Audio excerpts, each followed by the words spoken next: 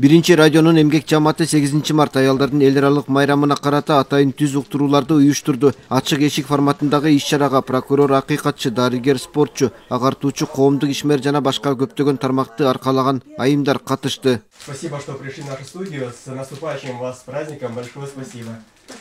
8 саатка созулган ачык эшик күнүндө эне улутту жаратат. Аялдардын коомдогу орду, аялдардын укугу, зордук зомбулукка каршы аракеттер, аял үйдүн куту, ден соолугу, спортчу жана илимдеги айымдар темасында талкуу жүрдү. Ар бир келген катышуучу өз тармагындагы аткарылып жаткан иштери тууралуу маалымат беришти. Акыркы учурларда Акыйкатчы институту белгилегендей, алимент төлөбөө боюнча абдан көп арыздар келип түшөт. Ошондуктан акыйкатчы аппаратынын мындай өзгөчө фокусунда болгон маселелердин бири бул аялдардын жана балдардын укуктары десем жаңылышпайм. Мүлк укуктарын коргоо боюнча никегерте турган маселе да көп.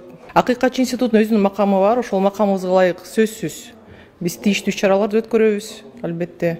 Мониторингтерди жүргүзөбүз, укуктук кеп кеңештерди беребиз, жарандарды кабыл алабыз, 115 теңшир байланышыбыз бар.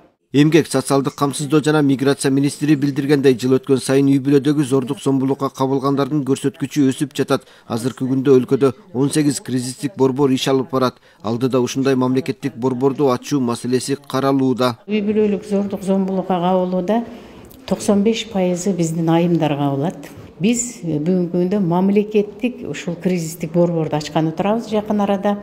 Ошонун бардык жумуштары азыр жүргүзүлүп жатат. Ал жерде бирдиктүү терезе аркылуу ошол медициналык жагынан, психологиялык жагынан, социалдык жагынан, юридикалык жагынан ошол бирдиктүү терезе аркылуу ошол жапа чеккен биздин жарандарыбызды, мына ошол жерден айымдарыбызды биз колдоого алабыз. Мындай уктурууну биринчи радионун эмгек жамааты аялдар күнүнүн урматына демилгелеп, кыргыз, орус тилинде кеңири талкуу жүрдү. Угармандар аялдар тууралуу маалымат алып, ошондой эле маектер социалдык тармактар аркылуу тарады. Иш-чаранын максаты биз ушул 8 саат түз эфир ичинде аялдар темасын козгоп, ошону менен биз баягы коомчулукта болуп аткан аялдарга карата мамилени жакшыртуу, талим, тарбия темасын көтөрүү, зордук зомбулукка каршы аракеттер жөнүндө сөз кылып, ушул бүгүнкү биздин эфир ушул коомдуу аялдарга болгон мамилени өзгөртүүгө бир салым кошсок деген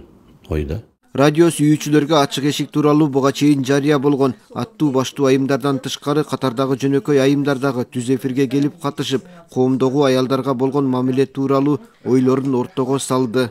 Уланбек Тиканбаев, Бекжан Токтосонов, Ала Тоо 24.